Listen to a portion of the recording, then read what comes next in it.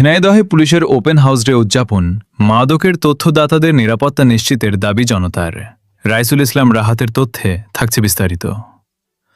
অপরাধ নিয়ন্ত্রণ ও আইন শৃঙ্খলা পরিস্থিতির উন্নয়নে ঝিনাইদহে অনুষ্ঠিত হয়েছে পুলিশের ওপেন হাউস ডে। তবে এই অনুষ্ঠানে সাধারণ মানুষের সবচেয়ে বড় দাবি ছিল একটাই, মাদকের তথ্য দিলে তথ্যদাতার নিরাপত্তা নিশ্চিত করতে হবে।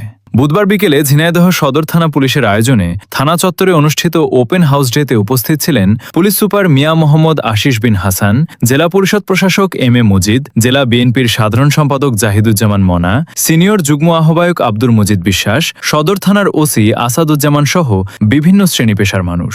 আলোচনা সভায় বিভিন্ন ইউনিয়ন ও পৌর এলাকার বাসিন্দারা অভিযোগ করেন, শহর ও গ্রামের অনেক এলাকায় প্রকাশ্যেই মাদক বিক্রি ও সেবন চলছে। এসব স্থানে নিয়মিত অভিযান পরিচালনার দাবি জানান তারা। একই সঙ্গে তারা বলেন, মাদক কারবারিদের বিরুদ্ধে তথ্য দিলে পরে পরিবার নিয়ে হামলা ও হয়রানির আশঙ্কা থাকে। তাই তথ্যদাতার নিরাপত্তা নিশ্চিত না হলে সাধারণ মানুষ এগিয়ে আসবে না। এ সময় জেলা পরিষদ প্রশাসক এম এ মজিদ বলেন, সমাজ ও পরিবারকে মাদকের অভিশাপ থেকে রক্ষা করতে পুলিশ এবং সাধারণ মানুষকে একসঙ্গে কাজ করতে হবে। তথ্যদাতাদের নিরাপত্তা নিশ্চিত করার ওপরও তিনি গুরুত্বারোপ করেন। জেলা বিএনপির নেতারাও চিহ্নিত মাদক কারবারিদের বিরুদ্ধে দ্রুত ও কার্যকর আইনগত ব্যবস্থা নেওয়ার দাবি জানান এবং এক্ষেত্রে পুলিশকে সর্বাত্মক সহযোগিতার আশ্বাস দেন। জবাবে পুলিশ সুপার মিয়া মোহাম্মদ আশিস বিন হাসান বলেন, মাদকের বিরুদ্ধে তথ্যদাতার পরিচয় সম্পূর্ণ গোপন রাখা হবে। তিনি আরও বলেন, পুলিশ জিরো টলারেন্স নীতিতে মাদক ব্যবসায়ী ও সেবনকারীদের বিরুদ্ধে কঠোর আইনগত ব্যবস্থা গ্রহণ অব্যাহত রাখবে। আমি আপনাদের কথা দিচ্ছি, কোন মাদক সেবনকারী, মাদক বহনকারী, মাদক বিক্রেতা, তাদের উপরে যদি তাদের গ্রেফতার করার ক্ষেত্রে, তাদের শাসন করার ক্ষেত্রে যদি আপনাদের উপর কোনো নির্যাতন, নিষ্পেষণ, অত্যাচার এবং কোনো হুমকির সম্মুখীন হন, আমি ব্যক্তিগতভাবে প্রেসিডেন্ট সেক্রেটারি আছি, আমরা দায়িত্ব নিচ্ছি, আপনাদের সাথে আমরা থাকবো, আপনাদের সাথে আমরা থাকবো।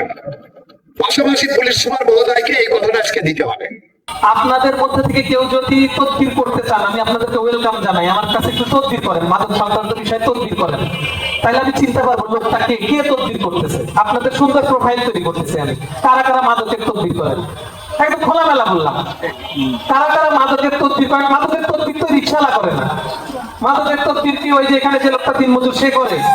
আপনার আমার মতো ভদ্রলোক মানুষের তদবির করে। কিভাবে তদবির করে? যে ওই আসলে হয়েছে কি ওই রকম না, ও বসেছিল পাশেই পড়েছিল আর কি। আপনার পুলিশ ওইখানে মানে ওখানে যাচ্ছিল, ও এক সোর ছেড়ে দিয়ে দিচ্ছে। হয় এরকম ঘটনা হয় না এমন না, কিন্তু যেটাই ধরি সেটার ক্ষেত্রেই এইরকম বিভিন্ন জনের, যে এইবারই প্রথম, আজকেই প্রথম, মানে ওই যে অন্যজনের পাল্লায় করে একটু নষ্ট হয়ে গেছে। অন্যরা খারাপ, খালি আমার ভাইটা ভালো, আমার ভাতিজাটা ভালো, আমার ছেলেটা ভালো। তো যারা এই সমস্ত বিষয়গুলো নিয়ে তদবির করতে চান, দয়া করে তদবির করেন। রাখা না রাখা তো আমার বিষয়। আপনি দয়া করে তদবির করেন, তাহলে আমি চিনতে পারবো যে অভ্যাসগত কারা তদবির করেন।